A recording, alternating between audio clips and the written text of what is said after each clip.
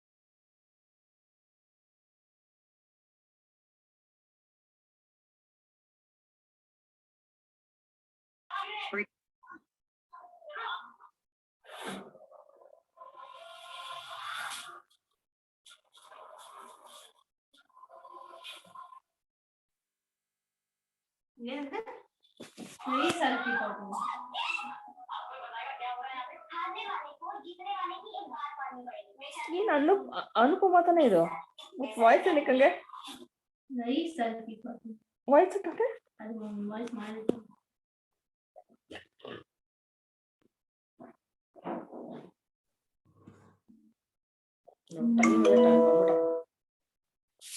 ಯಾರು ಬಂದಿಲ್ಲ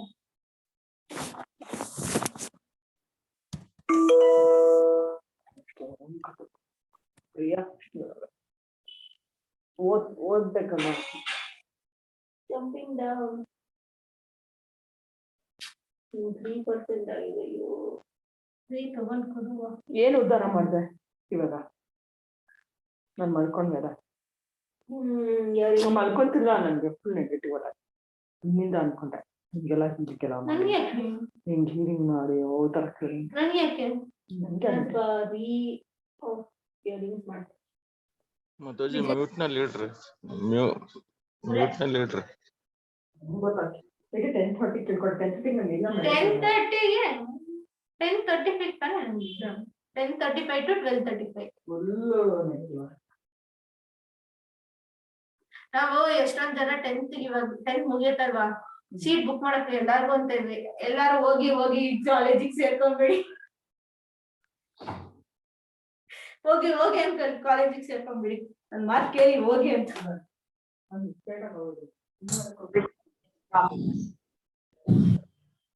ಯಾರ ನನ್ಗೆ ಬಂದಿದ್ರೆ ನಾನು ಎಸ್ಕೇಪ್ ಆಗ್ಬಿಡ್ತಾ ಇದೆ ಆಮೇಲೆ ಏನು ಕೇಳಿಸ್ತಿದ್ವಿ ಬಾಬಾ ಚೆನ್ನಾಗಿ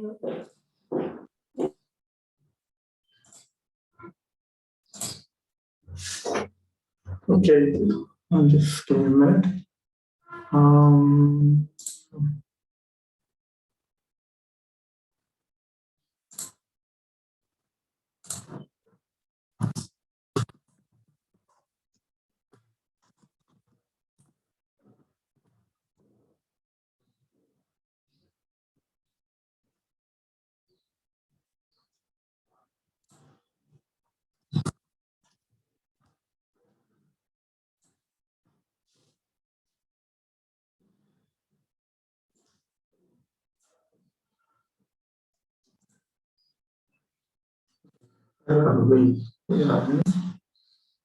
Index 3 actually.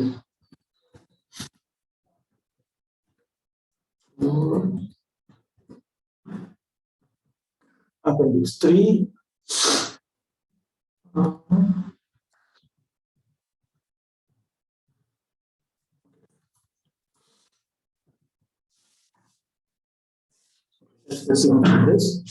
The philosophy of Lord Chaitanya was that God is one without a second. He is known as Sri Krishna, but his incarnations such as Rama, Nrsimha are all identical with him. The living entities or jivas are qualitatively one with Godhead, but quantitatively they are innumerable, but eternal servitors of the Supreme Personality of Godhead. The present materialistic activities of the jivas are to be understood as acts of Maya or illusion. That means the living entities are bewildered by Maya, they have come under the control of Maya. And therefore they are all waste of energy of the human being. The energy of the human being, as also of other living beings, should therefore be directed under the bona fide regulations of the Acharya in the line of Lord Chaitanya. And as such, he vehemently protested against the principles of those pseudo-transcendentalists now passed in the name of Lord Chaitanya. So he refers to Bhaktisiddhanta Saraswati Thakur. Bhaktisiddhanta Saraswati Thakur vehemently protested. Is it like that?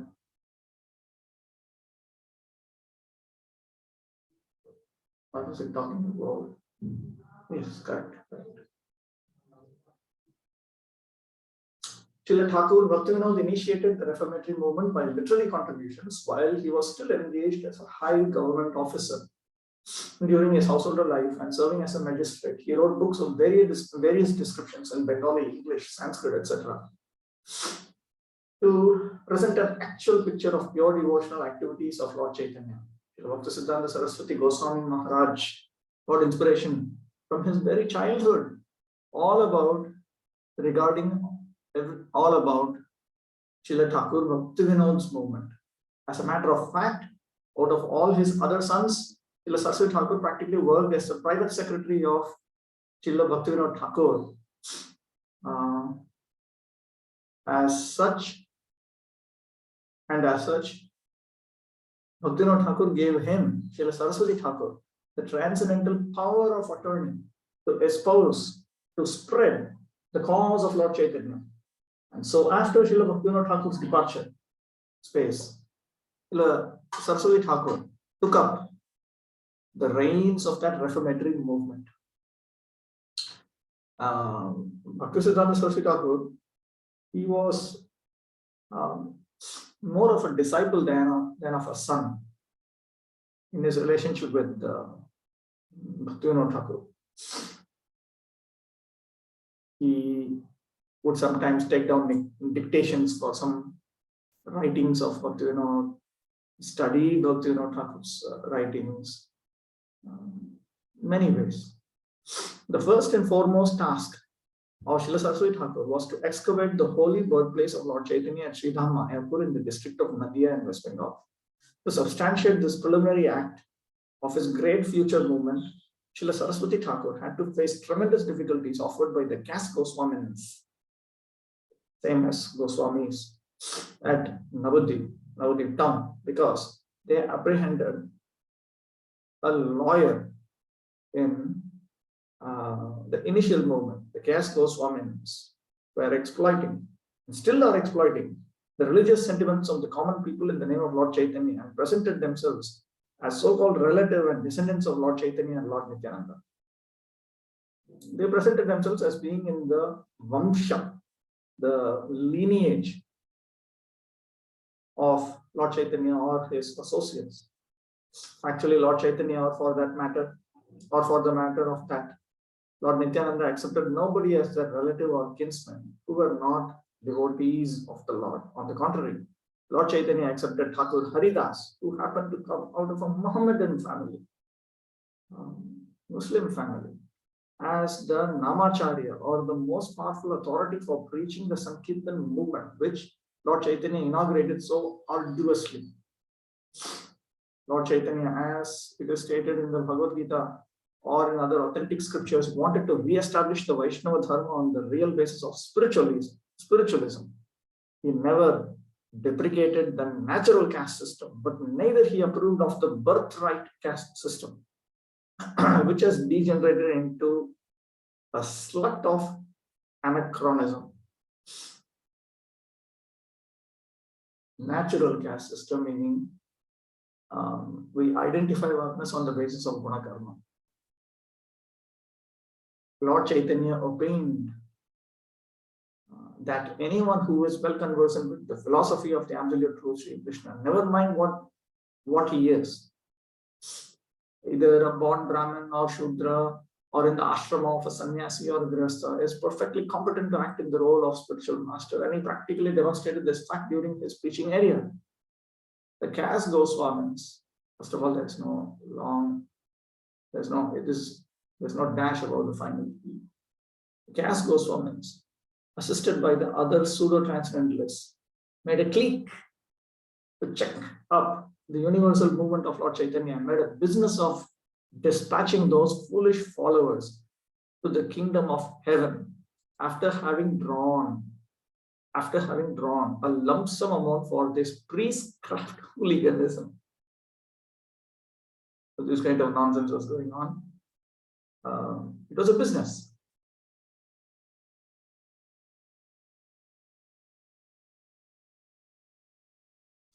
Sri Srimad Bhaktisiddhanta Saraswati Goswami Maharaj wanted to check up this pseudo-spiritualistic activities of the so-called followers of Lord Chaitanya and present the actual thing for acceptance by the general public, religionists, and modern philosophers for a critical study of the sublime gift of Lord Chaitanya. It is the honest belief of Srila Saraswati Thakur, the people in general, modern philosophers and thinkers, as also the religionists, will be struck with wonder when they seriously make a study of the gift of Lord Chaitanya.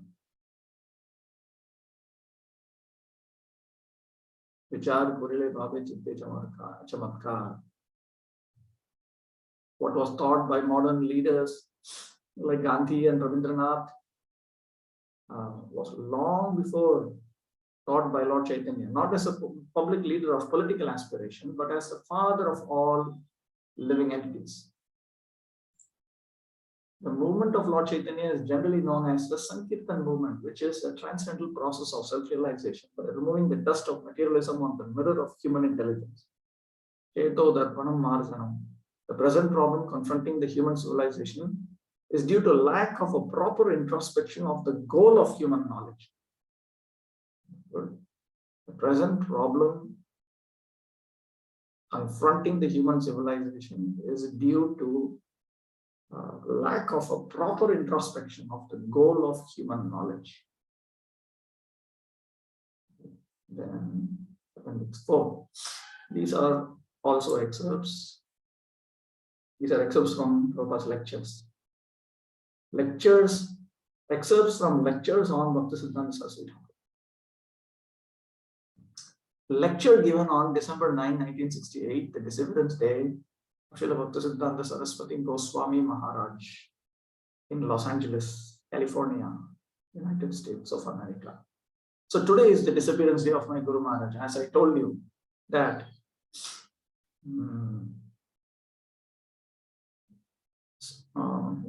it should be Sadhu Jivava Marova.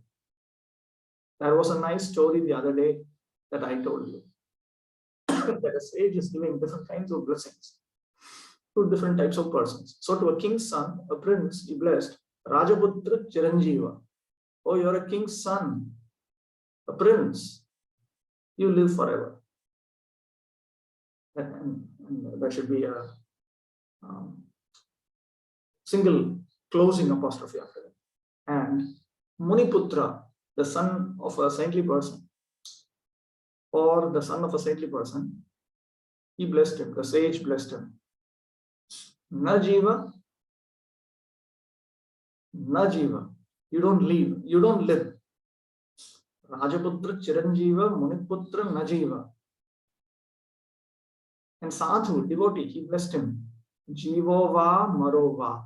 That you live or you die as you like. And there was a butcher. He blessed him.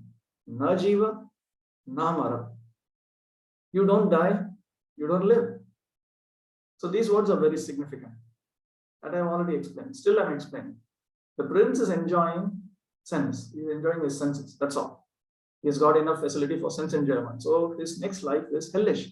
Because if you indulge in sex life, then Krishna will give you facility to have sex life 3 times in an hour, just like the pigeons, the monkeys, the sparrows. They're very sexually strong. You've seen it. So that facility is given. So princely order, thereafter sense enjoyment. So he's blessed. That better you live forever. Because after your death, you do not know what is going to happen to you. You're going to get a hellish life. Better you live for some time. Go on with your enjoyment. Muniputra Najiva. Brahmachari, working under guidance, under strict disciplinary guidance of the spiritual master. He's blessed. Najiva. Don't live, literally. You better die, because you are so trained to enter the kingdom of God. So why should you take so much trouble? Better you die and go back to God. Najiva. And a devotee, he blessed. Jivava Marova. My dear devotee, either you live or you die, the same thing. And the butcher, he blessed him. Najiva, Namara. You don't live, don't die. What is to do? What is he to do? His living condition is so abominable. From the morning, he has to slaughter so many animals. See the blood stains, the ghastly scene. That is his livelihood. So what a horrible life this is. So don't live. And don't die also, because after death, oh, he's going to be in so much hellish condition. Nobody can describe. So both life, living condition, and death, after death, his condition is very horrible.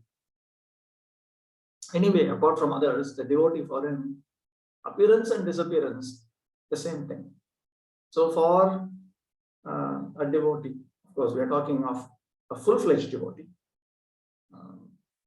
Like coming from the spiritual world, for him, appearance and disappearance is practically the same thing. Just like when my spiritual master appeared in Jagannath Puri, he was the son of a very big government officer, Bhaktivinoda Thakur. He was magistrate. He was a magistrate. He was a government officer. And in those days, the magistrate is a big officer in government, practically next to government. And Bhaktivinoda Thakur was in charge of the Jagannath temple. That is the system in Jagannath Puri. The manager in charge of the temple is the district magistrate. So there was a Rath Yatra festival. The cart was passing in front of Bhaktivinoda Thakur's house. Bhaktivinoda Thakur's name was Kedarnath Datta. The car stopped before his house. And at that time, Srila Siddhanta Saraswati Thakur, a child in the lap of his mother, was a child in the lap of his mother. The mother took the opportunity of rising on the cart. She was a magistrate's wife, so she had the facility. Immediately, people gave her way to going on the top of the cart and placed the child on the lotus feet of Jagannath. There were many garlands. One garland fell upon him, Bhaktisiddhanta Saraswati, blessing us. This was one of the, there are so many other things. There are so many events like this. When he was a child, 2-3 years old, he ate one mango fruit which was kept for offering to the deity. So his father mildly rebuked him. Oh, you have done a very wrong thing. It was meant for the deity and you have taken it. You should not have done it. The child was 2 or 3 years old. He took it so seriously that never after that he took mango. Whenever we offered him mango, he said, no, I am offended. I cannot take mango. He was thinking like that. Never in his life he took a mango. He was thinking that I am offended in my childhood by taking the mango of the deity. Well, this is the characteristic of the Acharya. They teach by their life's action that one should be so much determined that one should not be. A child took the mango, there is no offense, but he took that vow. Another instance in my presence. At that time, we were also young men, and one of my godbrothers, his name is Dr. Aud Bihari Kapoor, OBL Kapoor. He's now retired in Vrindavan. Last time I saw him. He was also a young man, and his wife was also young. We were sitting together talking with Guru Maharaj, and the girl proposed, my dear master, I want to speak with you.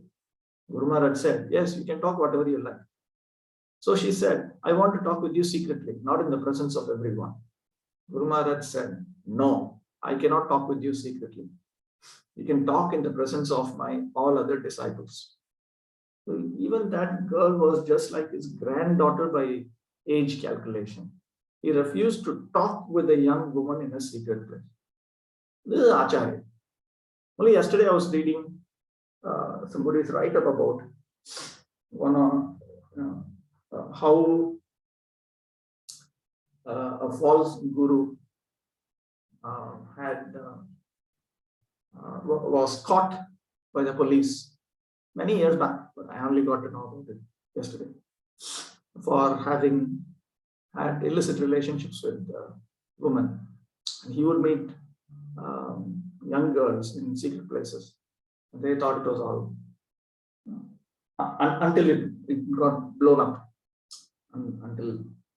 until somebody had the courage to actually file a case, and finally he was imprisoned for life. But here we see the exact opposite. Not even to talk with a young woman in a secret place. These are the instances. In his life, he was always Akhanda Brahmachari, AKH. Akhanda Brahmachari. Bhaktivinoda Thakur had many other sons, and he was the fifth son. And some of his other brothers also, they did not marry. My Guru Maharaj, he also did not marry. From the childhood, a strict brahmachari, Bhaktisiddhanta Saraswati Goswami Maharaj. And he underwent very severe penances for starting this movement, worldwide movement. That was his mission. Bhaktivinoda Thakur wanted to do this. In 1896, Bhaktivinoda Thakur wanted to introduce this Krishna consciousness movement by sending his book, Sri Chaitanya Mahaprabhu, his life and precepts. Fortunately, that year was my birth year. And by Krishna's arrangement, we came in contact.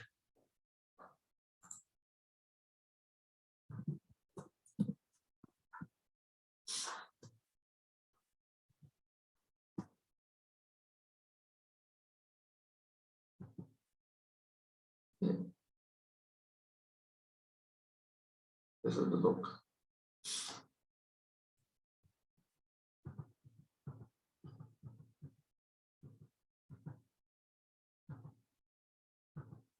(1896), the year of Prabhupada's birth.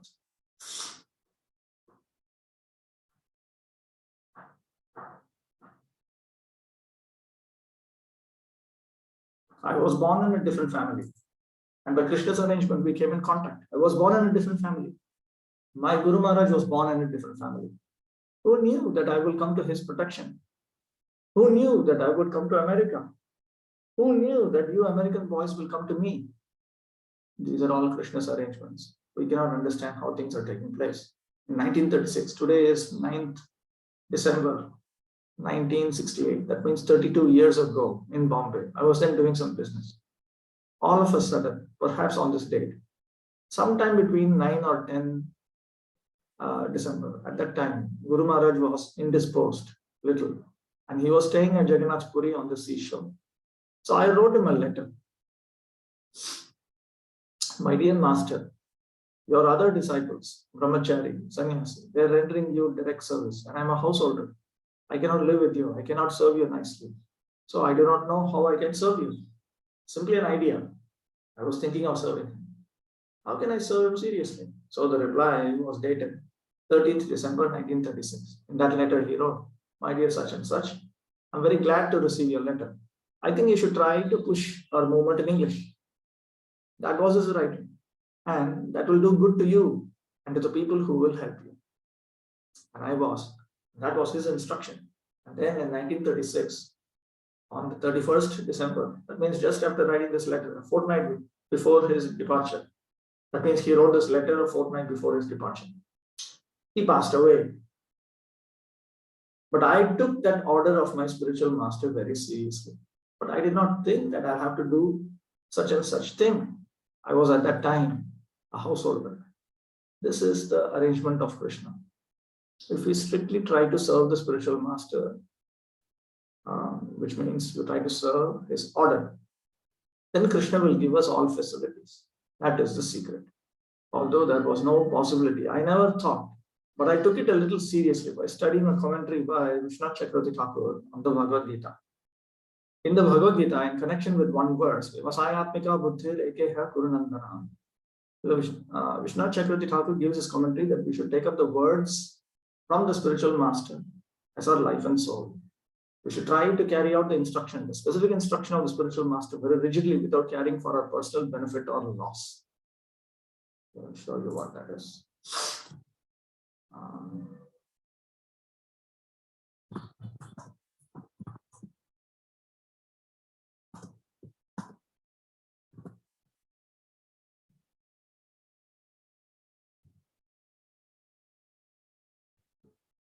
Okay.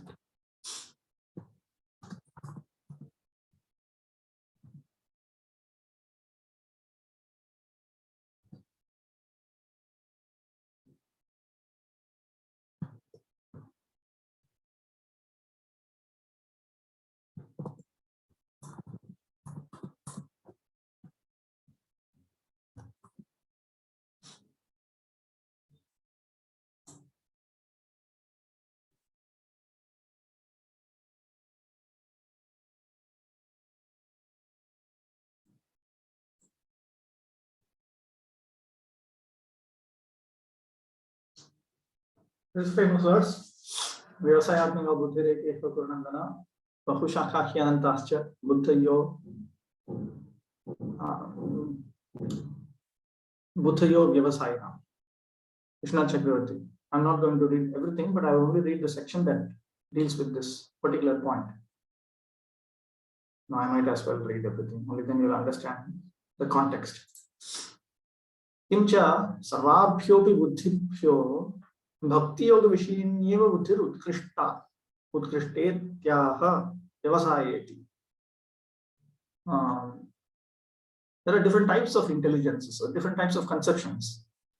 Amongst all of them, the intelligence that is fixed on Bhakti Yoga, that is the best.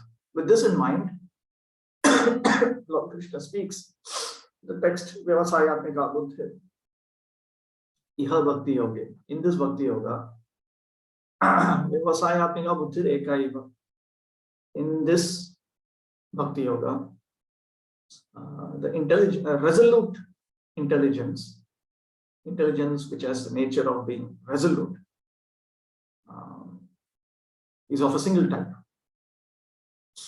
Mama Srimad Guru Padishtam Bhagavat Kirtana Smarana Charana Paricharnadikam Etadeva Mama Sadhanam Etadeva Mama Sadhyam Etadeva Mama Jivatuhu Sadhana Sadhya Dashayostyatum Ashakyam Etadeva Me Kamyam Etadeva Me Karyam Etadanyan Name Karyam Napya Bhilashaniyam Swapne Pityatra Sukhamastu Dukham Vastu Samsara Nashyatu Va Na Nashyatu Tatra Mama Kapi Nakshate Ityevam Nishayatmika Buddhir Akaitava Bhakta Eva Sambhavet.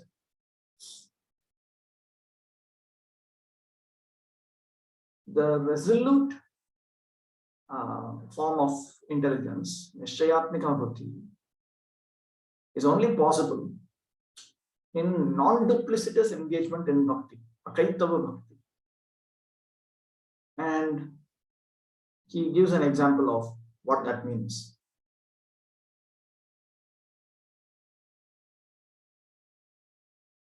Kirtana, Smarana, Pada Sevana, and so on, connected to the Supreme Personality of Godhead, as taught by my revered spiritual master. That alone is my sadhana, my means. That alone is my goal. That alone is the very source of my life. I cannot give it up, either now at the stage of sadhana or later at the stage of attaining the goal, the sadhya. That alone is what I desire. That alone is my duty. I have nothing else to do. I have nothing else to hanker for, even in a dream. Whether I am happy or unhappy, whether my experience of material existence is destroyed or not destroyed, I have nothing to lose. So this kind of resolute engagement in Bhakti Yoga, that means you give up everything. Everything means everything. Literally everything. No sinful activities, no offenses, no engagement in material duties, no engagement in any activities of the Jnana system. You only engage in these activities, 9 activities. That's your only thing. One or more of the 9. Ravanam Kirtanam Vishnu, Smaranam Pada Sevanam, Archanam Vandanam Dasyam Sakhyam Atma Nivedanam only. That is only possible for one who is engaged in bhakti non-duplicitous. Taduktam. Tato bhaje tamam bhaktya shraddhalu trida nishchaya. And that has been stated in Srimad Bhagavatam by Lord Krishna to Uddhava.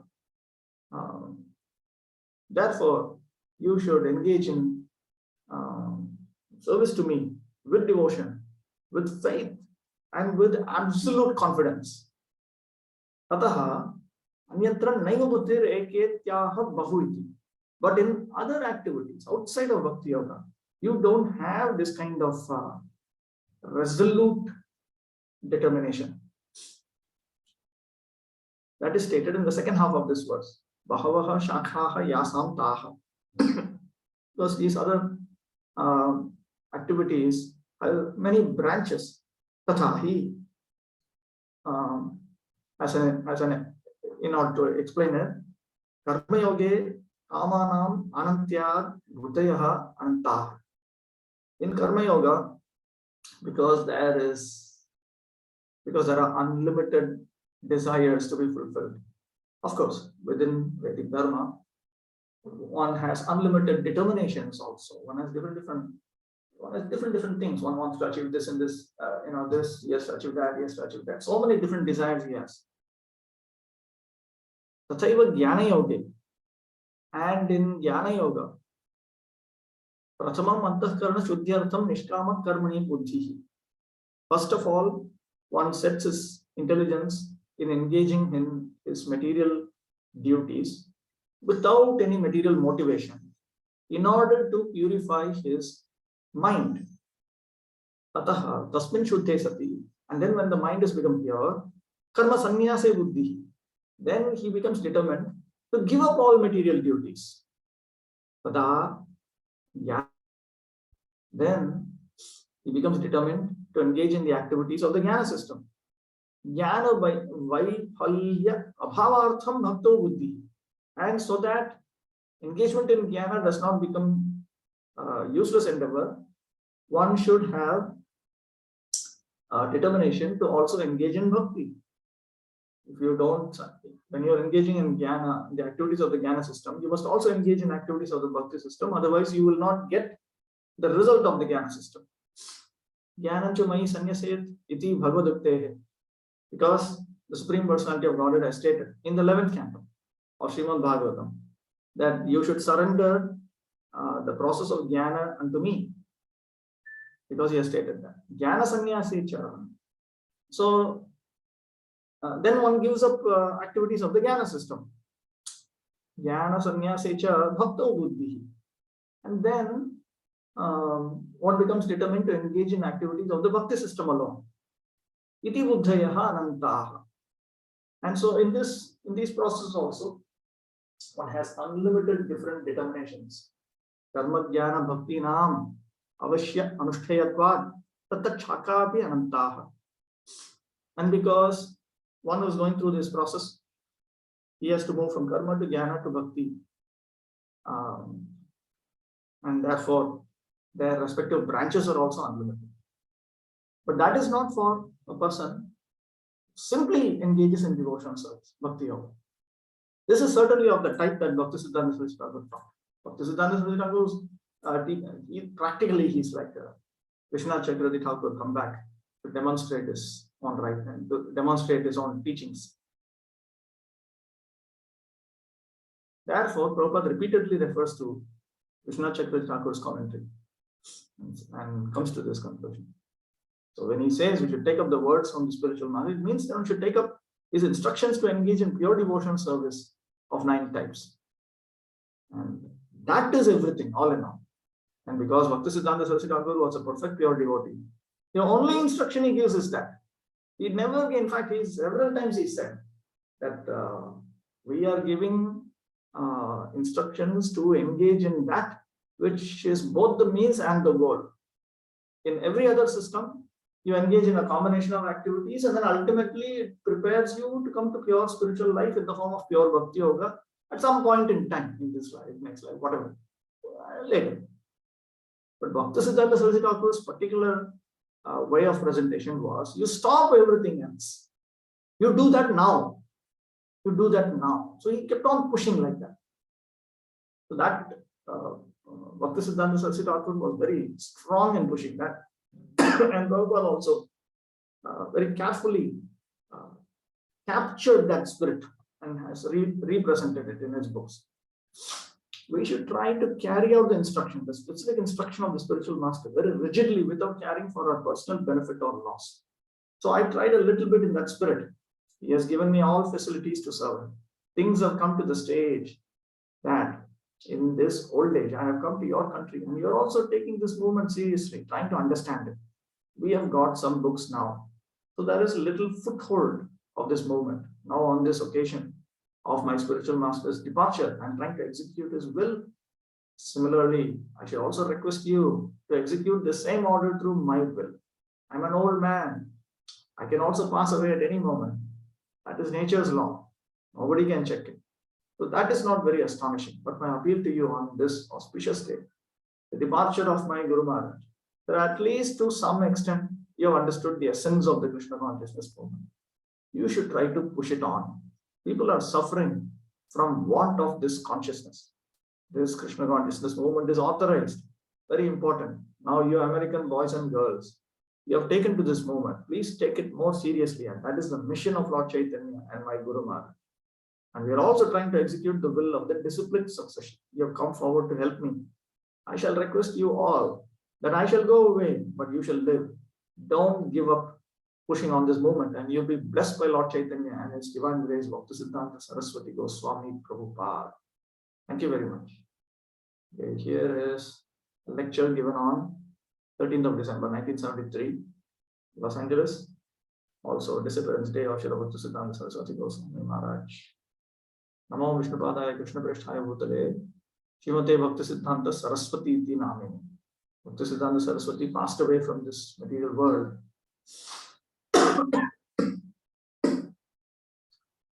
on 31st December 1936. So almost 40 years have passed. There are two phases, Prakata, with a dot below the T, and Aprakata, a dot below the T. Appearance and disappearance. We have nothing to lament on account of disappearance, because Krishna and Krishna's devotees, not only devotees, even the non-devotees, nobody disappears. Nobody disappears because every living entity, as Krishna is eternal. It is confirmed in the Vedic literature. Nityanam Chaitanas Chaitanam. The description of the Supreme Lord is that he is also Nitya. There's no dash about it. Eternal. And the other living entities are also eternal. But he is the chief eternal. Nityanam Chaitanas Chaitanam. Qualitatively, there's no difference between Krishna and the living entities. Quantitatively, there is difference. What is the difference between Nitya, no dash, the singular number, and Nitya, again, no dash, the plural number? Same problem is repeated. The plural number Nitya is subordinate and eternal servants of this singular number Nitya. Okay. This is the text, Nityo Nityanam. And based on that, Prabhupada is explaining this. Just like if you want to serve somebody, the master is also exactly like you. He has got 2 hands, 2 legs, all the same sentiments. He also eats. Everything is there in God, but the difference is the master and servant. That's all. Otherwise, equal in every respect. So spiritually, appearance and disappearance, there is no difference. Just like in material point of view. If a person takes birth, suppose you get a son born, you become very happy. The same son, when he passes away, you become very unhappy. This is material. And spiritually, there is no such difference, appearance or disappearance. Although this is the disappearance day of Om Vishnu Bhat, Shri Srimad Bhaktisiddhanta Saraswati Thakur, there is nothing to be lamented, although we feel separation. That feeling is there. But spiritually, there is no difference between appearance and disappearance. That's a song, Narottam Das Thakur's song, Jayanilo Premadhan. Can you sing that song, anyone? I don't remember exactly the whole song. That is all lamentation. Srila Bhaktisiddhanta Saraswati Thakur brought this message to deliver all over. Of course, Chaitanya Mahaprabhu expressed his desire. He predicted that all over the world, as many towns and villages as are there, everywhere my name will be known.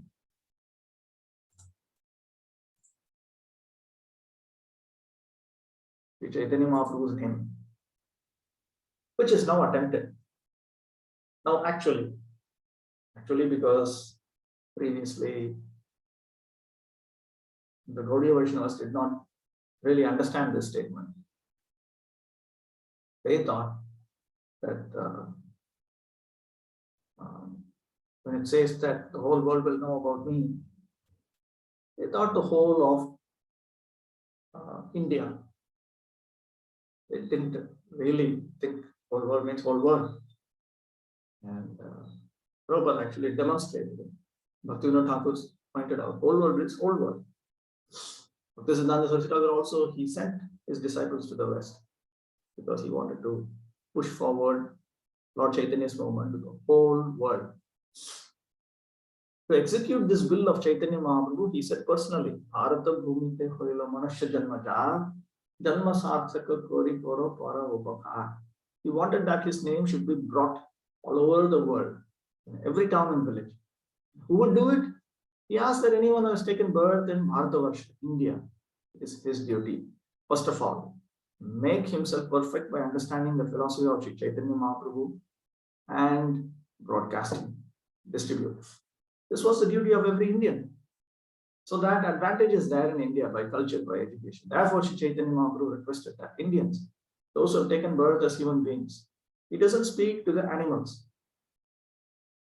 Bharata Bhumite, Manushya Janma. Manushya Janma means human. Because without being human beings, nobody can understand these things. The cats and dogs, they cannot understand. A person whose behavior is like cats and dogs, he also cannot understand. Therefore, he says, Janma Sarthaka Kori. First of all, make your life perfect. And then distribute this knowledge. This is Sri Chaitanya Mahaprabhu's mission. He simply said. But he was expecting in the later days, his followers would do that. That attempt was made by Bhaktisiddhanta Saraswati Thakur. Bhaktivinoda Thakur, he desired that Sri Chaitanya Mahaprabhu's message should be accepted by East and West equally. And that both the Indians and the Europeans and Americans, they should dance together in the ecstasy of Sri Chaitanya Mahaprabhu's mercy. That was his desire. Bhaktivinoda Thakur, he simply expressed the desire. When shall I see this happening? Both these Eastern and Western people, they are united on the basis of Sri Chaitanya Mahaprabhu's cult and dancing together in ecstasy. That was his ambition. This was ambition of Sri Chaitanya Mahaprabhu, and this was ambition of Bhaktivinoda Thakur, and Sri Bhaktisiddhanta Saraswati Thakur took up this affair, took up this business, took up this project, you can say. He wanted, first of all, every student, any disciple, every disciple, especially those who are competent, he requested that you take up this mission of Chaitanya Mahaprabhu and preach in the Western country. This was Bhaktisiddhanta Saraswati Thakur's first attempt. So he told everyone. It is not that he only told Abhay Charan De. He told everyone. It's open instruction.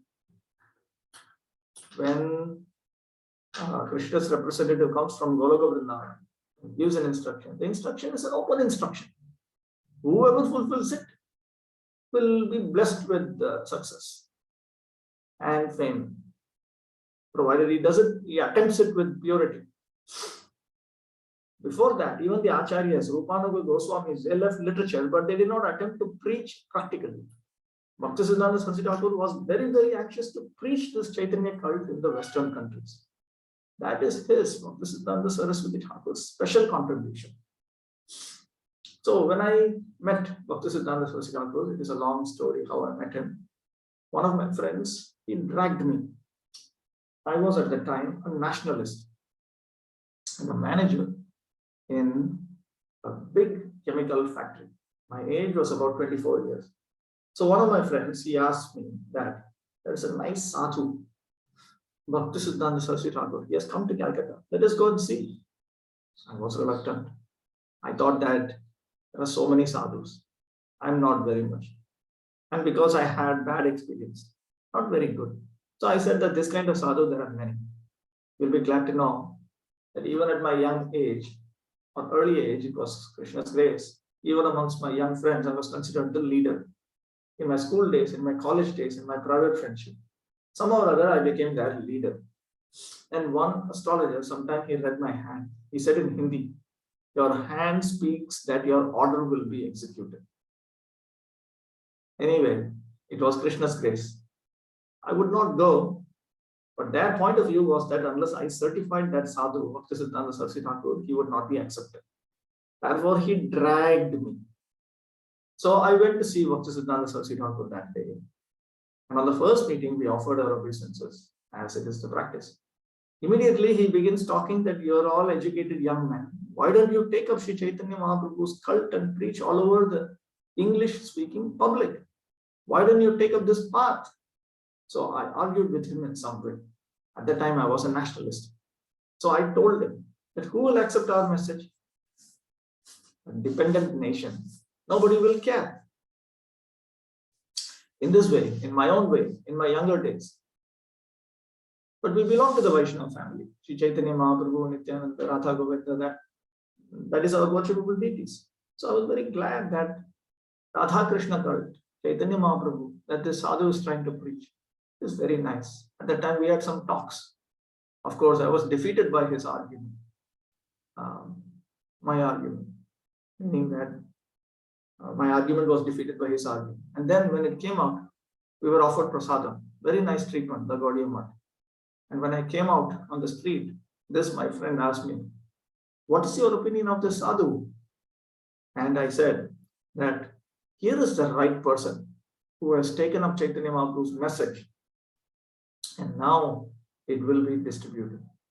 I was at that time a fool, but I opined like this, and I accepted him as my spiritual master immediately. Not officially, but in my heart. That was in 1922. Then in 1923, I left Calcutta on my business tour, and I made my headquarters in Allahabad. Allahabad is about 500 miles from Calcutta. I was thinking that I met a very nice saintly person. That was on my thinking always. In this way, in 1928, there was a Kumbh Mela. So this is 6 years later. At that time, these Gaudiya Math people came to Allahabad to establish a center there. And somebody else said, somebody informed them that you go to that Prayag pharmacy. My drugstore was named that, Prayag pharmacy. My name was also there. You go and see Abhay Babu. He's religious. He will help you. These Gaudiya Math people, they came to me. They said, sir, we have come to you. We have heard that you are a very good man. We want to start a temple here. Please try to help us. Because I was thinking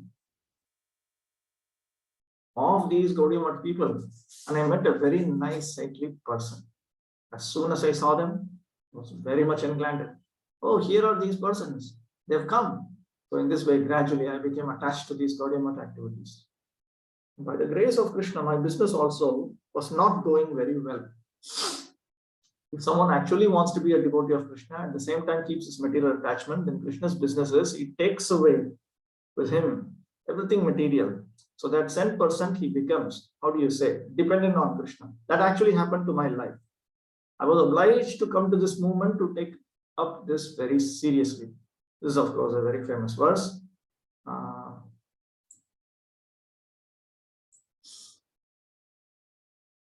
It is from Srimad Bhagavatam. What is it? Coming. Yes, now coming.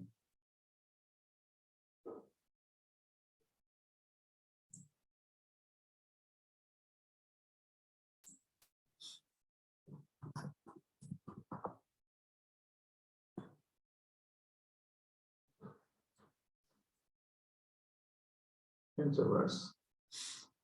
Yasyam harishet dhanam shanai tato dhanam tyajantyasya swajana dukkha dukkhitam. The personality of God had said, if I especially favor someone, I gradually deprive him of his wealth.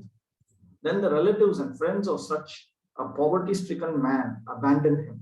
In this way, he suffers one distress after another.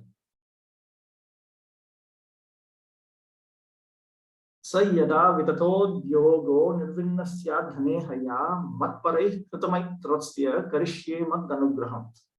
When he becomes frustrated in his attempts to make money and instead befriends my devotees, I bestow my special mercy upon him. So, Prabhupada often said that when you become serious in Krishna consciousness and you want to progress towards the highest perfection of pure devotional service, and you're attached to anything which is material, then Krishna, he takes it away, forces you to give up everything other than pure devotional service unto Krishna's purpose. Which basically means he takes away everything. Like with Prabhupada, he finally became a sannyasi. And I was dreaming that Bhaktisiddhanta Saraswati Thakur is calling me. Please come out with me. So I was sometimes horrified. What is this? I have to give up my family life. Bhaktisiddhanta Saraswati Thakur is calling me. I have to take sannyas. Oh, I was horrified. But I saw him several times calling me. Anyway, it is by his grace I was forced to give up my family life and so-called business life. And he brought me some way or other in preaching his gospel. This is a memorable day. What he desired, I'm trying a little bit. And you're all helping me. So I have to thank you more. You're actually representatives of my Guru Maharaj, because you are helping me in executing the order of my Guru Maharaj. At this point in the lecture, Srila Prabhupada cannot continue due to strong ecstasy. Thank you very much. Okay, here is 1975 March 2 of the Siddhanta Saraswati Thakur's appearance day.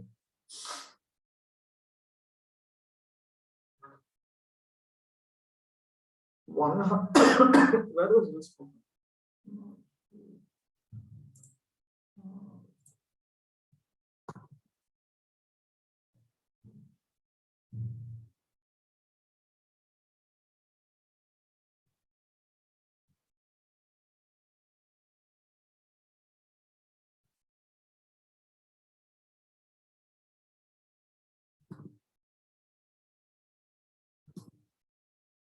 Looks like Mayapur only.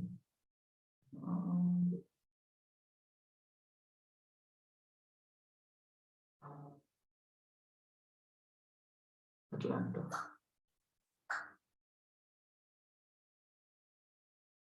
Atlanta. America. Yes.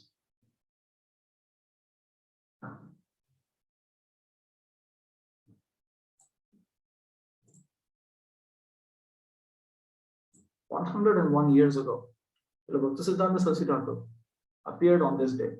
Bhaktisiddhanta is Gaura Shakti. They should have put a capital G, or they should have italicized Gaura. Gaura Shakti means empowered. Gaura Shakti Swarupa.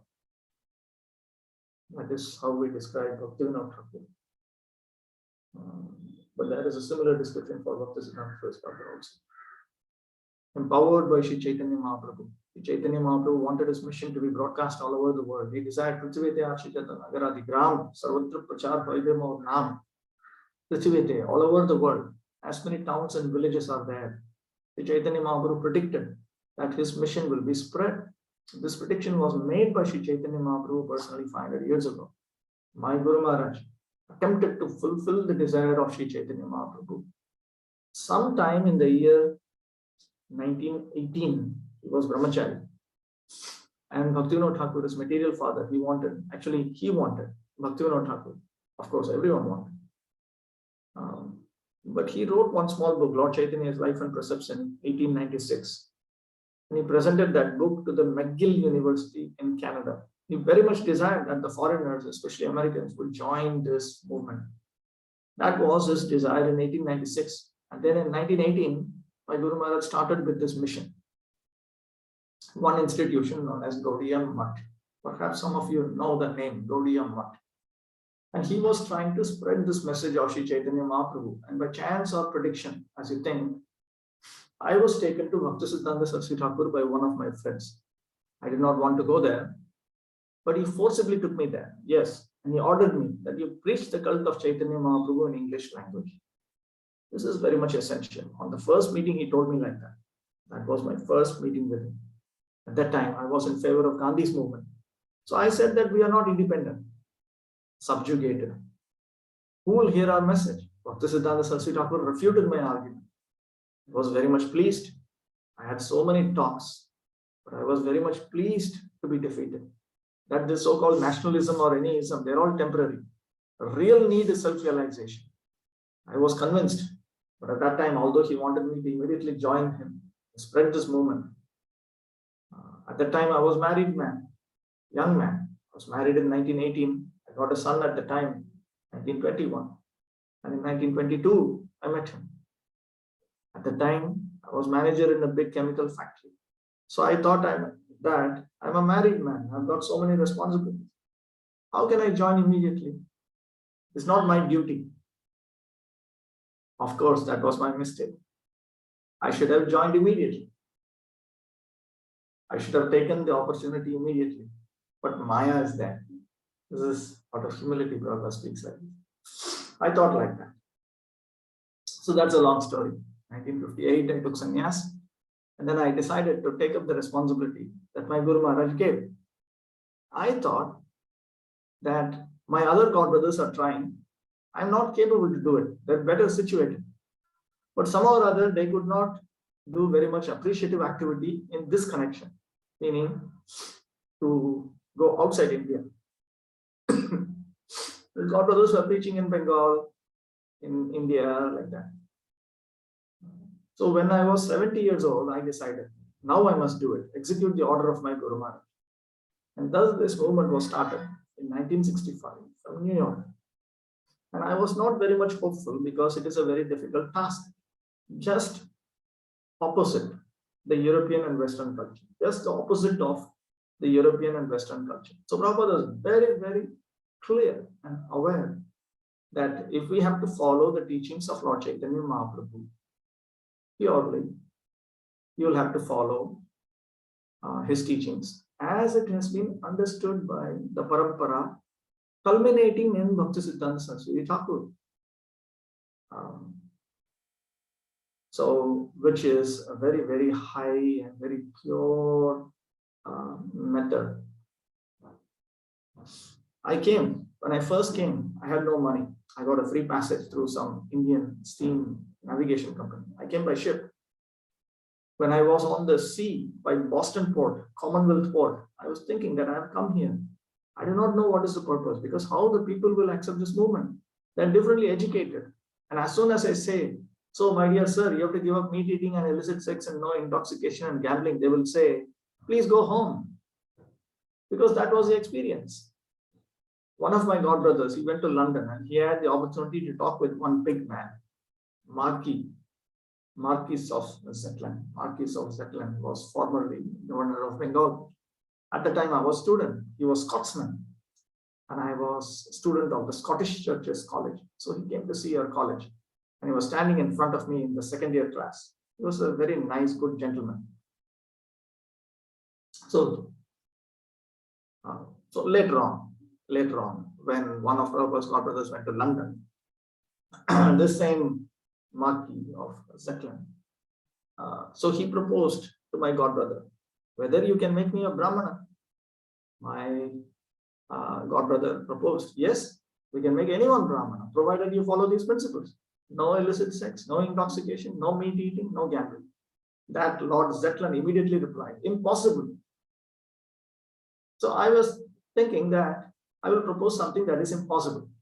Anyway, let me try. Now, by the grace of Krishna and Chaitanya Mahaprabhu and in the presence of my Guru Maharaj, you are so nice boys and girls. In front of my Guru Maharaj, you're chanting Hare Krishna mantra. And you're taking part in it very seriously. My Guru Maharaj will be very, very pleased upon you and bless you with all benefits. He wanted this. And it is not that he is dead and gone. That is not spiritual understanding. Even ordinary living being, he does not die. What to speak of such exalted, authorized persons like Bhaktisiddhanta. He's saying, I never feel that I'm alone. I had full faith that my Guru Maharaj is with me. I never lost this faith. And it is fact.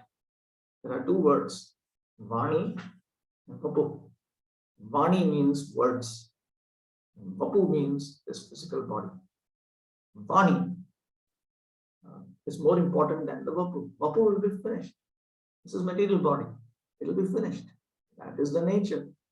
If we keep to the Vani, to the words of our spiritual master, then we remain very fixed up. It doesn't matter. Just like Bhagavad Gita. It was spoken 5,000 years ago. But if you keep to the words of Krishna, then it is always fresh and guiding. Not that because Arjuna personally listened to Krishna about the instructions of Bhagavad Gita, therefore he knew it. That is not the fact. If you accept Bhagavad Gita as it is, then you should know that Krishna is present before you in his words in the Bhagavad Gita. This is called spiritual realization. It is not mundane historical incidences. Here's a lecture in Mayapur, February 8, 1977, Appearance Day. We should not remain vimudha,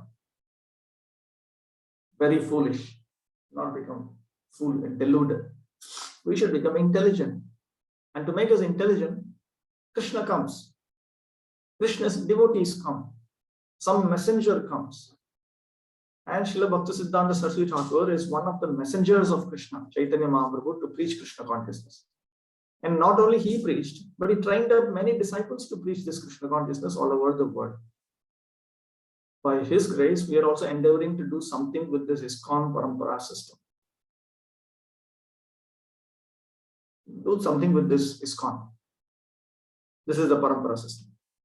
So we should take advantage of this Vaishnava mission. As Chaitanya Mahaprabhu, as Prahlad Maharaj said, they are very anxious.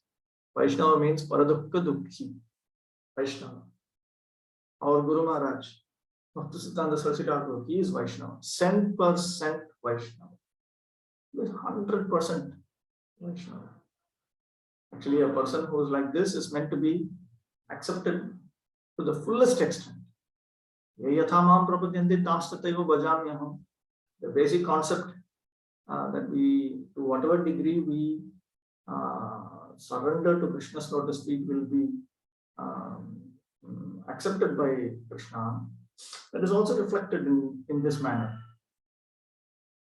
If we serve 100% Vaishnava, then 100% of the time, Yasya Prasadat Bhagavad Prasado, Yasya Prasadan Nagati Kuto will happen. If we don't serve a Vaishnava who is 100% a Vaishnava, then it may not be. It is not that every time you please him, you please the Supreme Lord. Nor is it that every time you displease him, you displease the Supreme Lord. He is Vaishnava, 100% Vaishnava. And he was Paradukka Dukhi. That is, and this is Vaishnava. He criticized Nirjan Bhajan. Nirjan Bhajan means engagement in devotional service, specifically chanting Hare Krishna in solitude. He has personally written one song, Dushtaman, Tumi Kisher Vaishnav, Pratishthar Tore Nirjaner Ghare, Tava Hari Nam Keval Kaita. For rascal mind, what kind of Vaishnava are you? In a lonely place. Your chanting of Hare Krishna is simply cheating. This is a long song. You will come across this song in Bhaktisiddhanta Vaibhav. Bhaktisiddhanta Saraswati Thakur himself would sing this song. He had composed it, but he would also sing this song.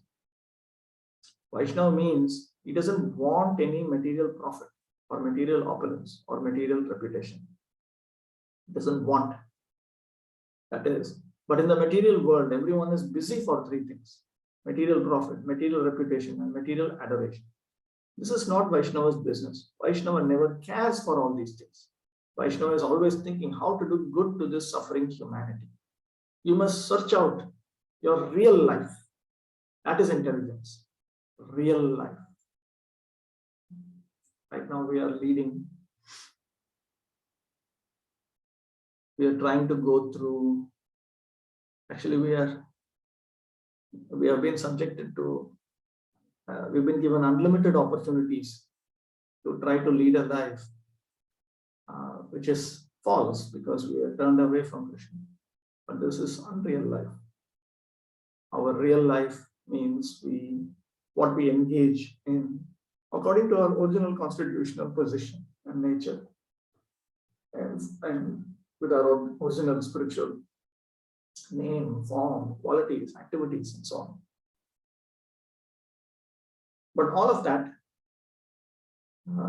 will have to be revealed in proportion to our renunciation and detachment. We will be granted that experience. You must search out your real life. That is intelligence. That intelligence is given by the Vaishnava. Therefore, Vaishnava has got a very, very great responsibility. My Guru Maharaj pointed out, Bhaktisiddhanta Saraswati Thakur, Pratishthar Tare Nirjaner Khare Tava Hari Nam Kevala Kaita. Formerly, people used to know that if I take a mala and sit down in a secluded place, oh, that is good. That is not bad. But the real business of a Vaishnava is not for himself, but for others. Just like the example given about Rupa Goswami. Nana Shastra Vicharanaika Nipunau, Sadharma Samsthapakau, Lokanam Hitakarinau Tribhuvani, Manyau Sharanya Karo.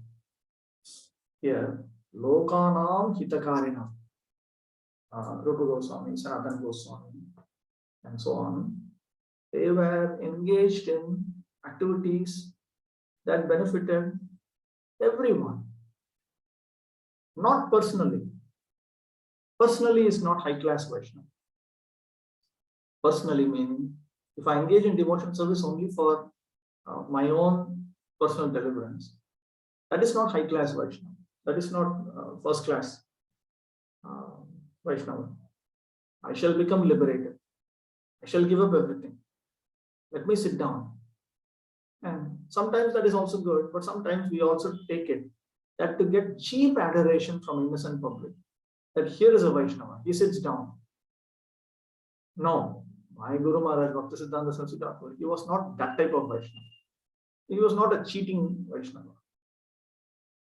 That was his special gift. He wanted every one of his disciples to go and preach the cult of Krishna consciousness. Okay. And then here are some excerpts from Prabhupada's letters. When a disciple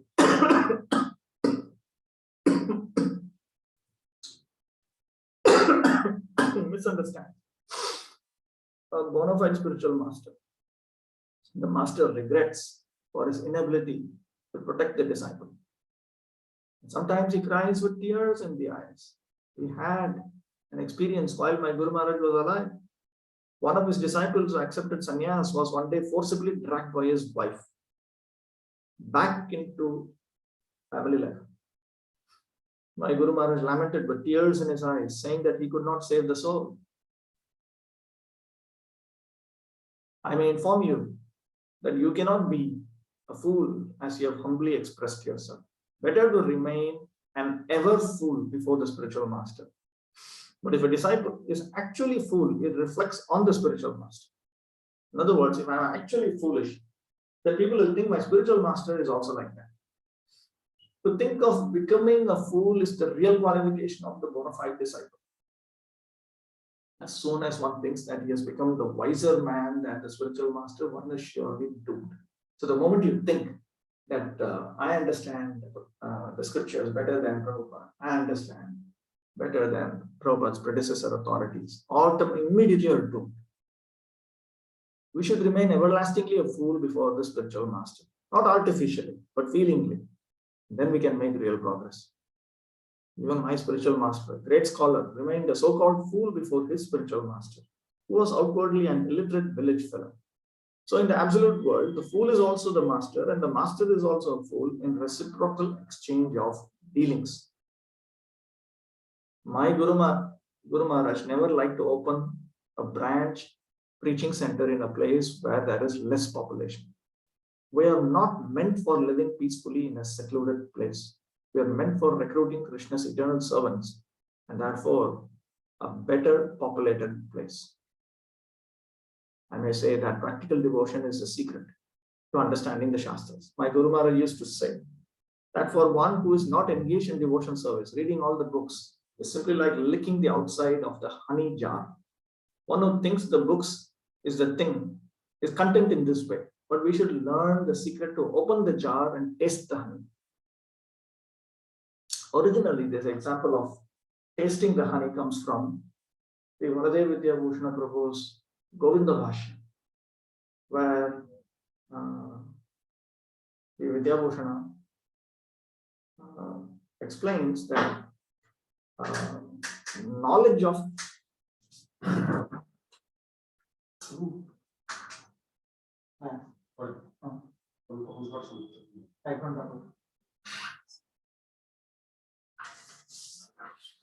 sorry.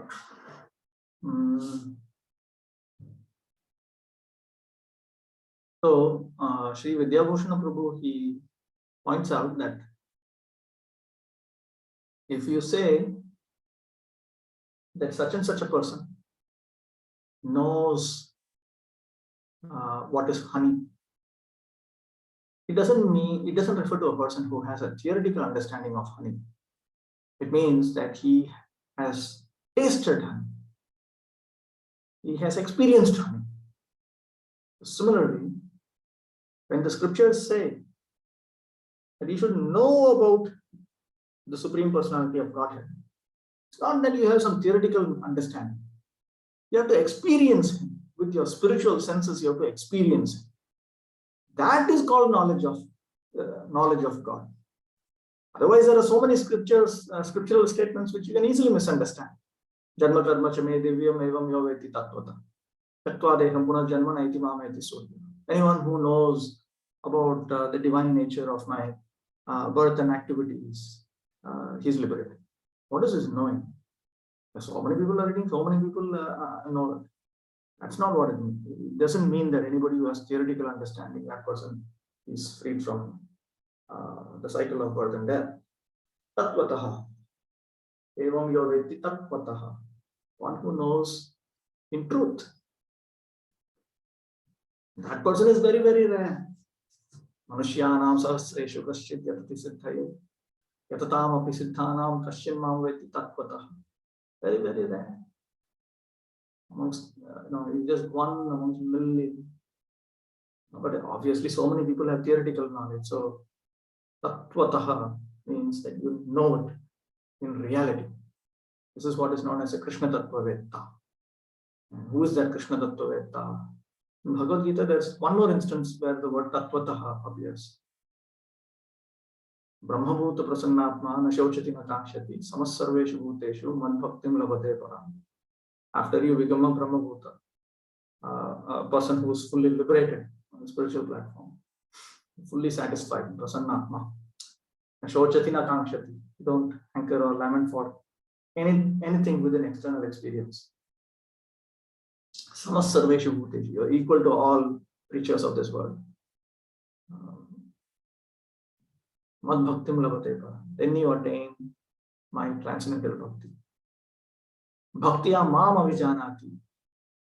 And through that bhakti you understand me. Yavan yaschasmi tattvataha. You understand me, you know me, you understand me in reality. Tattvataha. Again it comes. Tato mam tattvato gyatva. And having known me in reality, tattvataha. Vishate taddananta. Then he enters the spiritual world. So this Krishna Tattva Veda is not just any XYZ who has some theoretical understanding of Krishna's birth and all that. Refers to one who has realized. So that point, Baladev Vidyabhushan brings it up in Govinda Vasha. That knower, the expression Matu Vit, one who knows honey, means refers to a person who has experienced honey. Who's tasted it, who's put it on his tongue and tasted it. So extending that, Bhaktisiddhanta Saraswati Thakur pointed out, reading all these books is like licking the outside of a honey jar. It's honey, you can see it is honey. You can see the label, but that's what it is. So if you simply read some books and all, you will not understand what it is. You need to experience it. You need to do that by which God will reveal it to you. Because you cannot experience it by yourself, you will simply hallucinate on some stupid thing. Krishna has to reveal it to you. But we should learn the secret to open the jar and taste the honey. Atashi Krishna Nama Adi na bhaved grahyam indriyai. Sevam mukhehi jihvado swayameva spuratyada. When we do what we are supposed to do by surrendering unto Krishna's name, form, qualities, pastimes, by engaging in Panchanga Bhakti, by avoiding all activities that are considered sinful, by avoiding all activities that are considered offenses, and we chant the Hare Krishna mantra and so on, then it will be revealed. That is one of the common teachings of Prabhupada's Guru Maharaj. My Guru Maharaj's opinion is that press is the Brihat Mridanga, or the biggest, or the greater Mridanga. The sound of press goes long, long distance. So the organization of press and literature and public sales should be our main business. There is a great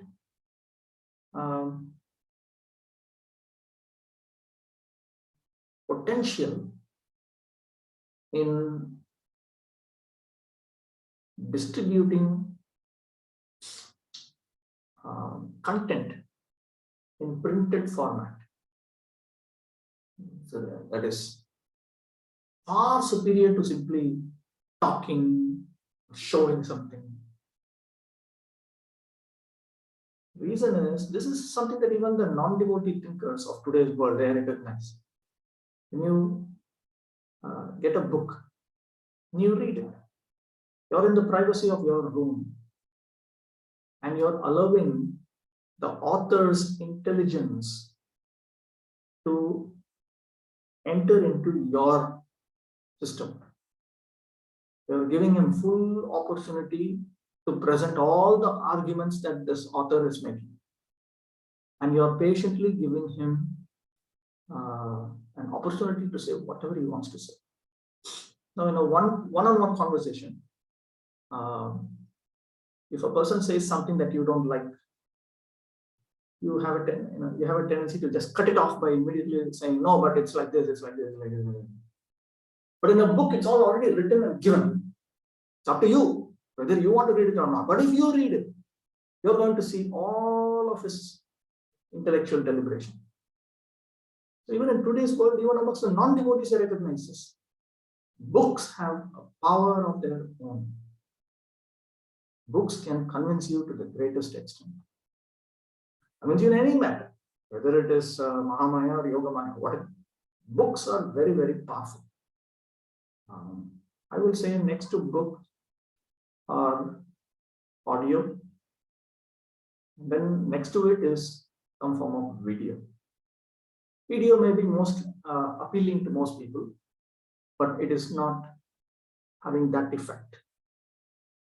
Books appeal to a lesser number of people, obviously, but has a powerful impact, goes deep within. Audio is in between. So books are most important. And when pure devotees, of perfect pure devotees of Krishna, repeat Krishna's message in the form of books or in the form of transmitting books, for instance, written by Prabhupada, who is himself a perfect pure devotee of Krishna from the spiritual world, then that has major impact. Major impact. That is why Prabhupada said that should be our main business. That is our main activity. We are supposed to report every day to the deities how much of Prabhupada's books we have distributed. My father also trained me and instructed me to his best capacity.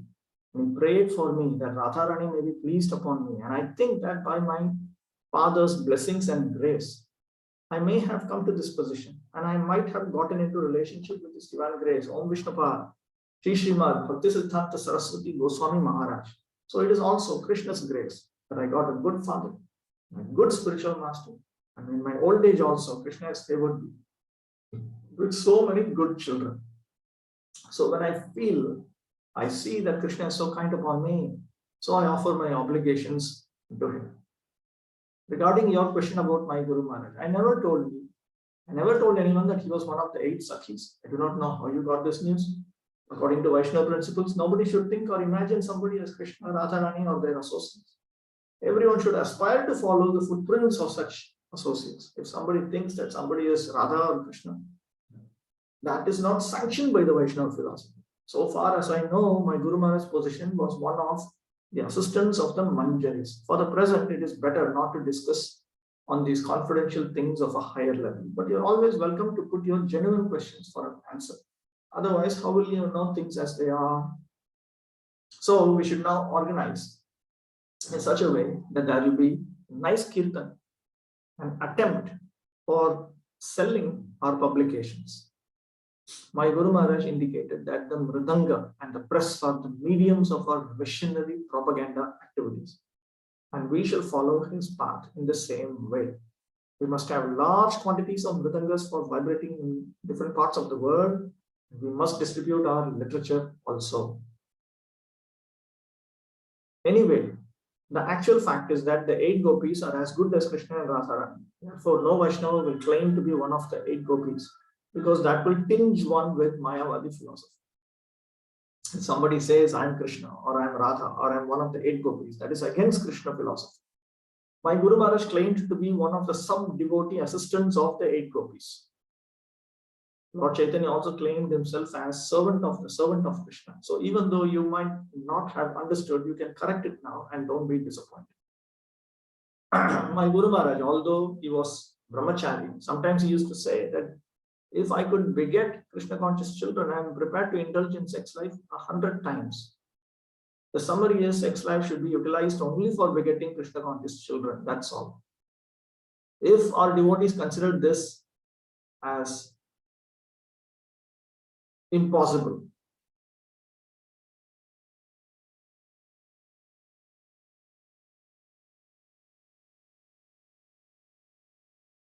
then they should pray to Prabhupada and Bhaktisiddhanta Saraswati Thakur for help.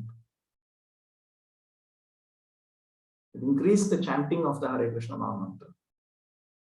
We increase the chanting of the Hare Krishna Maha Mantra, we will naturally develop the maturity, understanding, peace, tranquility, the sense, some basic spiritual common sense on how to organize our life in such a manner that these things will become quite doable. Thakur Bhaktivinoda was not official spiritual master of Gaur Kishore Das Babaji Maharaj. He was not the initiating spiritual master. Initiating spiritual master is official. Gaur Kishore Das Babaji Maharaj was already in renounced order, Paramahamsa. But Thakur Bhaktivinoda, while he was even playing the part of a householder, was treated by Gaur Kishore Das Babaji Maharaj as preceptor on account of his highly elevated spiritual understanding. And thus he was always treating him as his spiritual master. The spiritual master is divided into two parts, namely Shiksha Guru and Diksha Guru. So officially, Bhaktivinoda Thakur was like Shiksha Guru of Gaur Kishore Das Babaji Maharaj. In India, therefore, there are many Akhanda Brahmacharis, and my Guru Maharaj was the best Brahmachari. My Guru Maharaj used to say that just rise early in the morning and then kick the mind with a shoe 100 times. Then while going to sleep, one should take a broomstick and strike the mind another 100 times. The mind is so restless that it can be brought to tameness only by the process suggested by Bhaktisiddhanta Saraswati Thakur. So you should and stop the mind from running away now and then. If you follow the process of Bhaktisiddhanta Saraswati, naturally he will help you in controlling the mind and bestow all his blessings upon you. So if we very, very strictly engage in pure devotional service unto Krishna's lotus feet as defined clearly by Prabhupada and Bhaktisiddhanta Saraswati Thakur, then it will be possible to subdue and tame the restless mind. You have achieved a great blessing from my Guru Maharaj. My Guru Maharaj had an ambition to publish the message of Lord Chaitanya in all the languages of the world. And when he was present in India, he published 6 magazines in 5 languages, one in Hindi, one in Assamese, one in Bengali, one in English, and one in Oriya. Your Zurg got hit, that must be back to God, is certainly a unique gift to me, and I shall ever remember it. I remember that my Guru Maharaj would often send young boys out to sell literature of Krishna consciousness. And if they would come back having sold only a few issues, Guru Maharaj was very bad. Now you report that you have sold 300 issues of Back to Godhead in just a few days. So I know that Guru Maharaj is very, very pleased with your work. Pure God. This is. Okay. I have also read specifically your articles on the matter of Acharyas, wherein on the 14th paragraph, I see the Acharya shall be entitled to nominate in writing his successive Acharya. This is a godbrother who was involved in one of the Gaudiya Maths as sannyasi. But we do not find any record where our Srila Prabhupada nominated any Acharya after him. Different persons have interpreted on this point, and every one of our godbrothers are acting as Acharya. So this is a controversial point which I do not wish to enter into while we are proposing for cooperation. This is the Gaudiya mission. When the Gaudiya Math of Bhaktisiddhanta Saraswati Thakur broke, different godbrothers of Prabhupada set up different versions of the Gaudiya Math, smaller versions of the Gaudiya Math. the names are very similar, but each one is distinct. Don't get confused between all of them and mix them up. Chaitanya Mutt is very different from Chaitanya Gaudiya Mutt, which is very different from Krishna Chaitanya Mission, which is different from Gaudiya Mission. There are so many more. They're not all the same. So Prabhupada was, there was a proposal that Prabhupada, that be cooperation between ISKCON and one particular institution, Gaudiya Mission, as far as I remember. He very eagerly desired that the message of Lord Chaitanya should be preached all over the world. About 40 years before, Sripad Bon Maharaj, guided by our senior old Tirtha Maharaj, were sent to London, and perhaps Gaudiya Mission was established at that time. This was Gaudiya Mission during Bhaktisiddhanta Saraswati's established time. At that time, the Gaudiya Mission was the same. Chaitanya Mutt, Gaudiya Mutt. Chaitanya Mutt was specifically what is there in Mayapur. That expression, Chaitanya Mutt, was reserved only for the Mayapur Chaitanya Mutt. But the entire organization was sometimes referred to as Gaudiya Mission, sometimes Gaudiya Mutt. That's how it appears. Since then, activities in foreign countries was practically stopped altogether. I started for New York in 1965. This was out of my inspiration and receipt from Srila Prabhupada, and it appears that my attempt in the foreign countries has become successful to a great extent. By my personal attempt, I've established preaching centers numbering about 24, beginning from Hamburg to Tokyo. I think if my godbrothers would have attempted similar preaching centers would have been established all over the world by this time. Therefore, I wish that Gaudiya Mission should send their preachers and establish different centers in different parts of the world that will fulfill the mission of Srila Bhaktisiddhanta Saraswati Goswami Maharaj. So Prabhupada was very non-sectarian. He didn't think that he's the only one who should do it. In fact, it was the opposite. He kept on asking, why don't you also do it? He or one of his godbrothers, he said, you come with me. We'll preach together. So Prabhupada was very, very non-sectarian about all these things. Regarding publication of BTG number 29, it is good that you are publishing Morphology and Ontology of Vedanta by Guru Maharaj, 4 pages. To a God brother. Srila Prabhupada said, when Prabhupada writes Srila Prabhupada, he is referring to Bhaktisiddhanta Saraswati.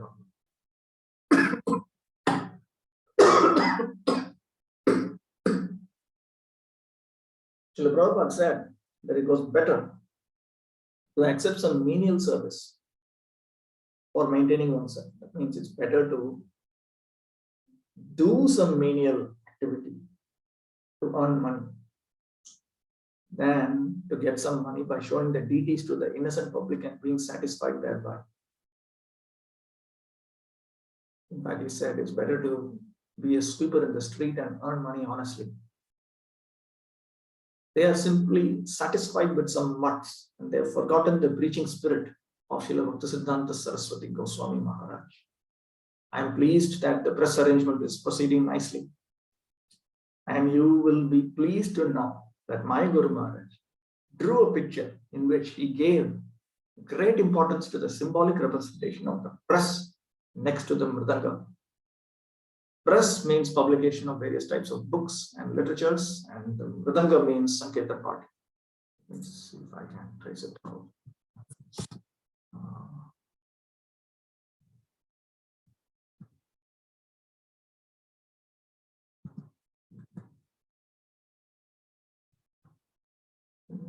We'll find it.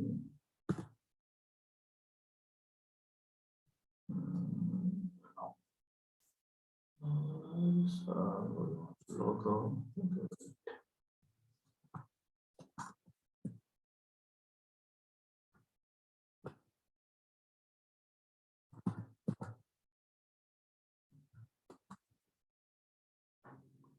I'll have to search for it. Very interesting drawing. So in the future, we can form a central governing body for the whole institution. This was in 1969. Therefore, the management should be done very cautiously so that everyone is satisfied in their autonomous managing capacity. Of course, the central point is the order of the spiritual master, and I'm very glad that you're trying to give importance to this aspect of management. The difficulty is sometimes things are interpreted in a manner dovetailing one's own sense gratification. I've got this personal experience in my Guru Maharaj's institution. Different God brothers took the words of Guru Maharaj in different interpretations for sense gratification, and the whole mission disrupted. This is still going on for the last 40 years without any proper settlement. I'm always afraid of this crack, but I'm sure if our aim is to serve Krishna sincerely and the spiritual masters simultaneously, that will be our success. Actually, I'm not worthy of any one of the words spoken by you, but all of them are due to my spiritual master who was so kind to me. In fact, I'm a worthless person because my spiritual master ordered me to take up this work in 1922, but I did not carry his order until 1958, when I was obliged to carry out his order by his arrangement only. This means, although I was not very enthusiastic to carry out his order, he forced me circumstantially to accept it. So this is a special mercy on me, and I always think about this with gratitude to this exalted personality coming directly from Vaikuntha world, and we had the great fortune to meet him. I think that is the only credit on our part, that we happened to meet him by some Agyata Sukriti or unknown auspicious activities. He's so kind upon me that when I came to your country where I was completely unknown, he sent me some good souls like you, unsolicited, uninvited. So I accept you all as assistants or representatives of my Guru Maharaj, who is still helping me because I'm so feeble and unworthy. Anyway, the business which we have taken to work together is neither your business nor my business as far as we are personally concerned, but it is the business of Lord Chaitanya and his bona fide servants like my Guru Maharaj. So we should understand that preaching is not to spread Krishna consciousness according to our own ideas or your own ideas. It is according to the ideas of Prabhupada's Guru Maharaj, and Prabhupada was 100% in line with that. That preaching is required, not preaching our realizations of Krishna consciousness. Throw it into the garbage can, your realization. Your realization, my realization, when it is in line with the realizations of Prabhupada, Bhaktisiddhanta Saraswati Thakur, and so on, then it is useful. That needs to be executed. Okay. Questions?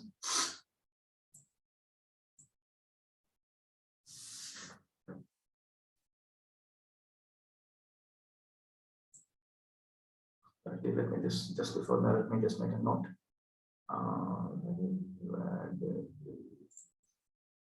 Stop actually. Letter to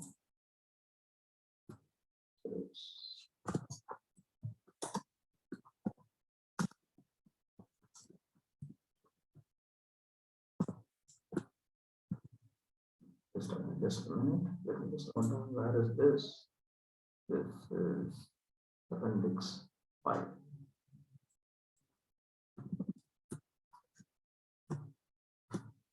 And let me also quickly do a check.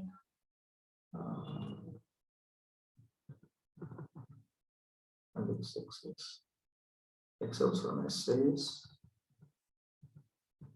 English essays, which is very interesting. Appendix 7, excerpts from Prabhupada's books, which is very nice. And, some notes on the Gaudiya Sampradaya. Okay, so it looks like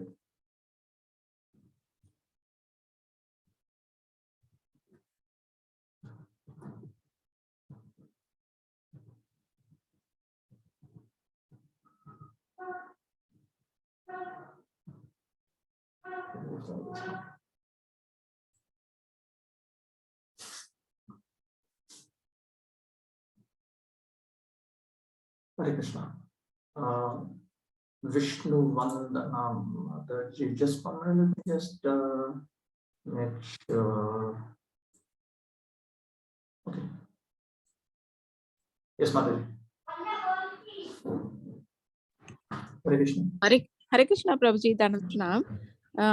Just one question, Prabhuji. So it's like, is it visiting Gaudiya Math or Gaudiya Mission temples as a prohibited, Prabhuji, for us who are ISKCON devotees, or we still can, if there is an occasionally, we still can go, or how is it, Prabhuji?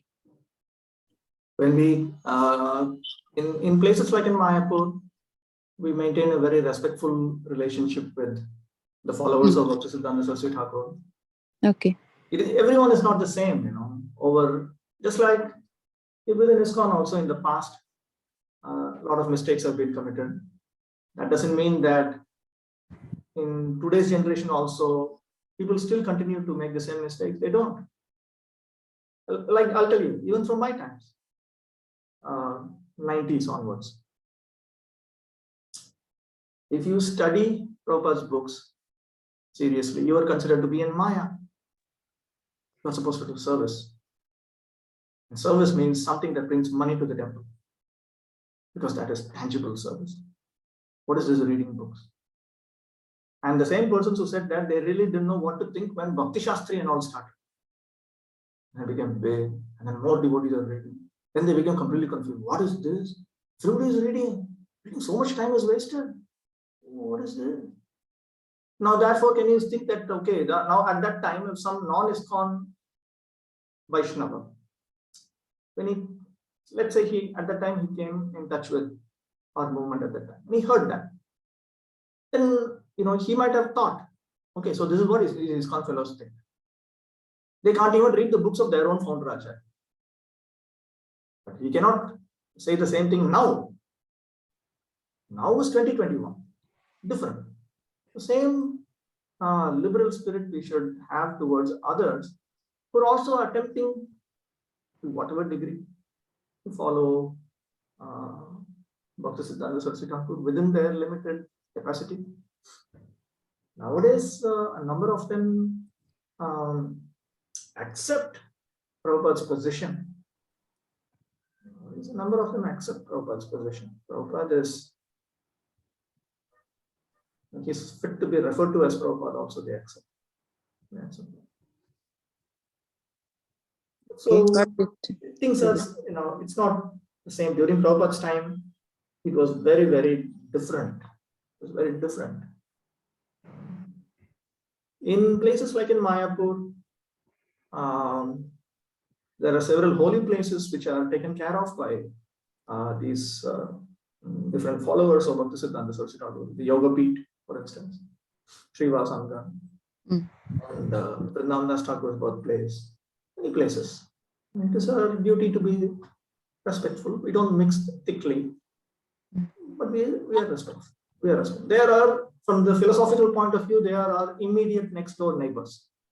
It makes no sense to say that you cannot listen to them, and we go to some Karmi non-devotee lecture sitting in some university, learn Sanskrit and Shastra from that fellow and get a PhD. Craziness it is. You cannot even accept our immediate next door neighbor from the philosophical point of view. Only thing they don't know, they're just from Bhaktisiddhanta Saraswati Thakur, and we are one line below. We accept Prabhupada also. Instead of Prabhupada, they accept another person, and then they go below that. So they are, from that perspective, they're just a next door neighbor, basically. Most of what we say is identical with most of what they say. But if we say that, this is wrong, then that, imagine how much more wrong that is. So we need to not be penny wise, pound foolish. Be careful about it. Sayuthyan eva samshrayet. There's a rule that we have to mix with those who are spiritually like-minded.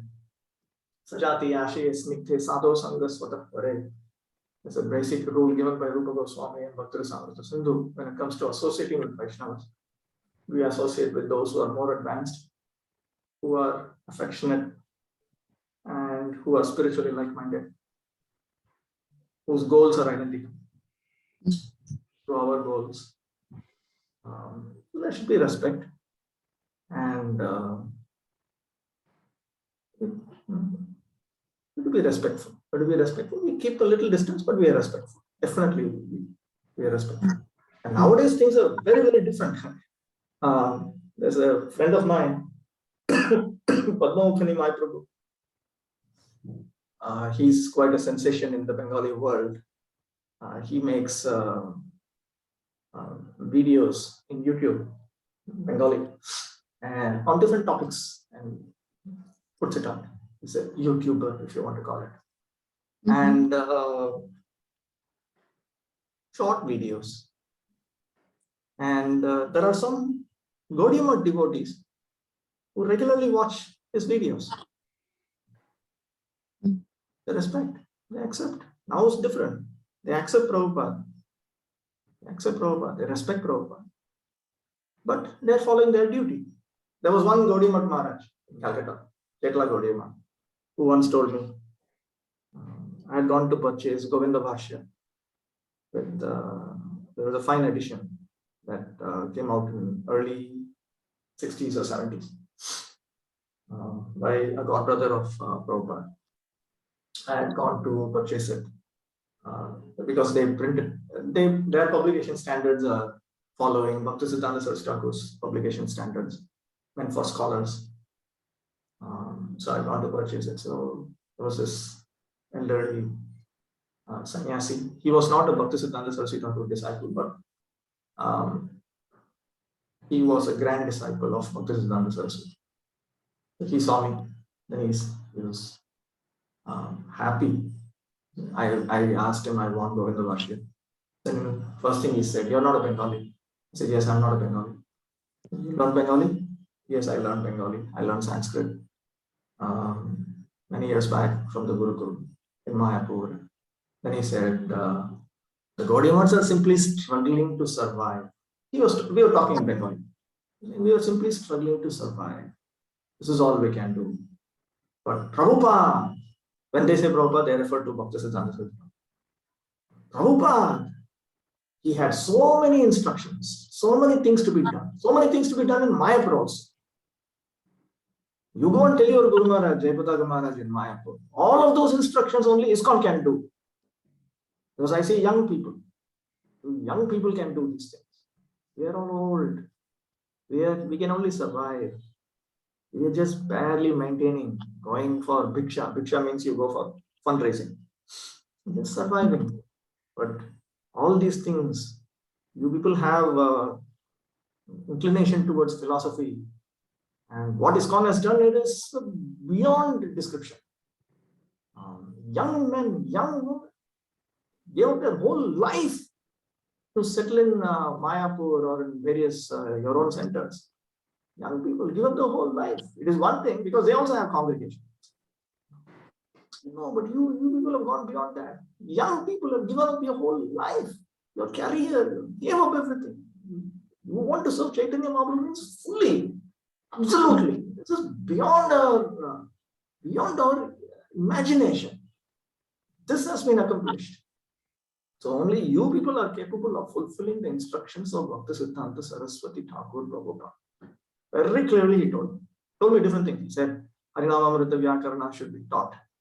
He said, in Mayapur, there should be an education institute that should be established that teaches Bhaktisiddhanta Saraswati's curriculum. They won't tell Jayapataka Maharaj all these things. Only ISKCON can do all these things. We cannot do these things.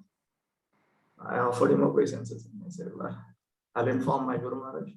And ISKCON will certainly try to do all these things. Good to know that you think these kind of things. So it is not in today's, and this was, now, in fact, I met him maybe 20 years back. Now it is even more. Nowadays, I am saying that we should set up our own publishing houses where we publish these books. Why we need to send our devotee to some Gaudiya Math to buy a book written by Bhaktivinoda Thakur? I'm talking of original text. Bengali means written in Bengali, not through translations. Bhaktisiddhanta Saraswati standard is never to read through translations. Read the original. Learn the language, read the original. They're trying to work out. I myself am, with the help of a devotee named Shamrasik Prabhu, we are trying to work out a republication of Bhaktivinoda Thakur's books in original Bengali.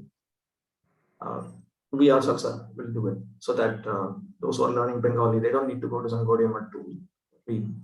They can buy the books from inside ISKCON. In fact, various Gaudiya Maths publish the same books. Same books. There's a book called Jaiva Dharma, famous book of Bhaktivinoda. It's printed by various Gaudiya Maths. Like that, I thought, then I said, why they have to do? Why can't we print it? Why can't we print it? Things are quite different nowadays. We should be respectful. Be respectful. They're also quite tolerant. They're quite tolerant. Occasionally, there are issues coming. We should ensure that we don't get caught up with these kind of things. The basic understanding is we follow what we are meant to follow. We read our books. We take guidance from Prabhupada's followers inside ISKCON. And occasionally, when you go on Tirtha Yatra in these places, when we see these places, we give donation, we are respectful, we're kind. They're also quite kind, actually. And it should be maintained like that. They are our relatives. Yeah. Understand, Prabhuji. Thanks for the detailed clarification, Prabhuji. Done with Pranam. Anything else? Anyone else? Okay. Thank you very much.